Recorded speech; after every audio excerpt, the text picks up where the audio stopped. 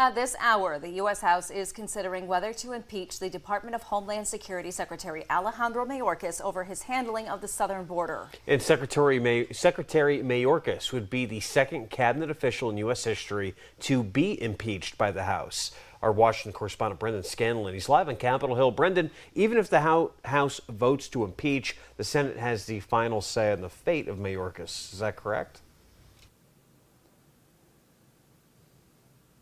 Hey there, Renata and Nick. Good evening. That's exactly right. So it's ultimately up to the Senate to determine whether to acquit or convict Secretary Mayorkas, which means that it's very likely Secretary Mayorkas will be going anywhere anytime soon. That being said, today's vote, which we're expecting in the next 15 to 30 minutes, is extremely historic.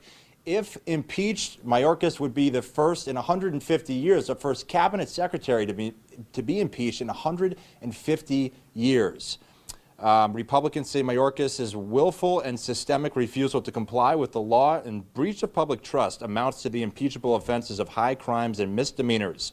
Now, here's where things get a little interesting. A few House Republicans have announced they would not vote to impeach Mayorkas, and given the razor-thin majority, Republicans can only afford to lose 3 votes.